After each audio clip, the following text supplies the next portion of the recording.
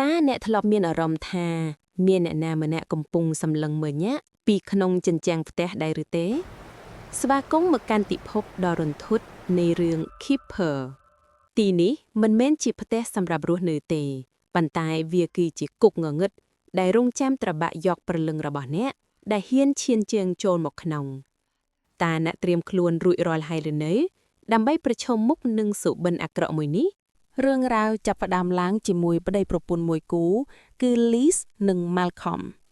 ពួកគេបានសម្រេចចិត្តជួលផ្ទះបុរាណមួយខ្នងដែលស្ថិតនៅដាច់ស្រយាលក្នុងព្រៃឈើ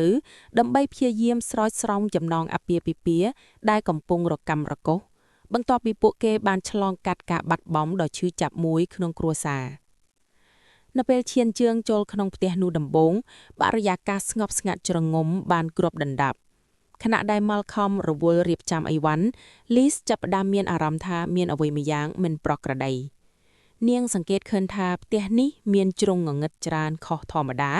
ហើយរាល់ពេលដែលនាងដើរកាត់កញ្ចក់នាងតែងតែមានអារម្មណ៍ថាដូចជាមានស្រមោលមនុស្សឈរនៅពីក្រោយខ្នងជានិច្ចយប់ដំបងបានឈានចូលមកដល់ Liz ចាប់ផ្ដើមឮសំឡេងចម្លែកចេញពីក្នុងជញ្ជាំងផ្ទះ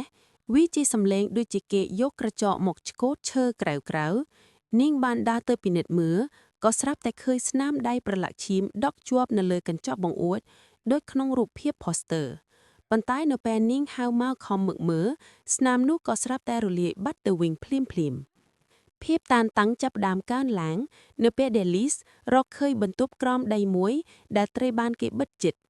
នៅខាងក្នុងនោះមានរូបថតចាស់និងវត្ថុបុរាណដែលប្រើសម្រាប់ពិធីសាសនាអភិយជំនឿ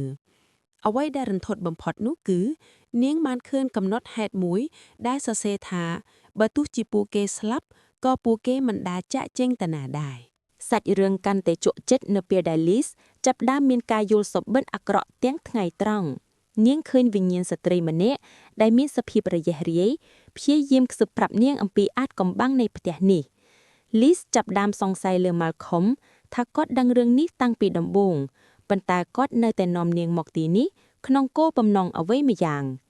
មានឈុតមួយដែល Liz ជាប់នៅក្នុងបន្ទប់ទឹកហើយកញ្ចក់ចាប់ផ្ដើមប្រេះស្រាំដោយខ្លួនឯងឈាមពណ៌ខ្មៅចាប់ផ្ដើមហូរចេញពីតាមប្រហោងជញ្ជាំងនាងព្យាយាមរត់ចេញ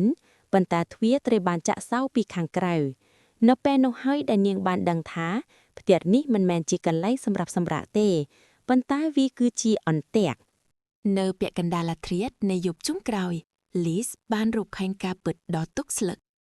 ម្ចាស់ផ្ទះមុនដែលធ្លាប់មករស់នៅទីនេះសុទ្ធតែបានបាត់ខ្លួនដោយគ្មានទម្រួយផ្ទះនេះមានឈ្មោះថា Keeper អ្នកថែរក្សាព្រោះវាត្រូវការមនុស្សរស់ដើម្បីធ្វើជាអ្នកមើលថែរក្សាវិញ្ញាណអ្នកស្លាប់ដែលជាប់គាំងនៅក្នុងនោះ Malcolm មិនមែនជាជនរងគ្រោះទេប៉ុន្តែគាត់គឺជាអ្នកដែលត្រូវបានវិញ្ញាណក្នុងផ្ទះនោះបញ្ជាឲ្យនាំ Liz មកថ្វាយនៅក្នុងឈុតឆាកប្រយុទ្ធគ្នាដើម្បីរស់ Liz ត្រូវប្រឈមមុខនឹងទាំង3របបខ្លួនឯងនិងវិញ្ញាណកំណត់ដែលព្យាយាមអូសទាញនាងចូលទៅក្នុងជញ្ជាំងផ្ទះរឿងនេះបញ្ចប់ទៅដោយភាពសពិចសពិលនិងរន្ធត់ចិត្ត Liz អាចរត់ចេញពីផ្ទះនោះបានប៉ុន្តែនៅពេលនាងឆ្លុះកញ្ចក់ឡាននាងស្រាប់តែឃើញមុខរបស់នាងប្រែជាស្លេកស្លាំងហើយមានស្នាមដៃឈាមជាប់លើមុខរបស់នាងវាហាក់ដូចជាវិញ្ញាណនោះបានតាមមកជាប់ជាមួយខ្លួននាងហើយពាក្យចុងក្រោយនៃរឿងគឺញាក់មិនអាចរត់រួចពីអ្នកថែរក្សាឡើយបើចូលចិត្តវីដេអូសម្រាយរឿងបែបប្លែកៗនិងរន្ធត់បែបនេះកុំភ្លេចចូលចុច like និង subscribe ម្នាក់មួយផងចង់ឲ្យឃ្លាមសម្រាយរឿងអ្វីទៀតអាច comment ប្រាប់នៅខាងក្រោមបានជួបគ្នានៅវីដេអូក្រោយ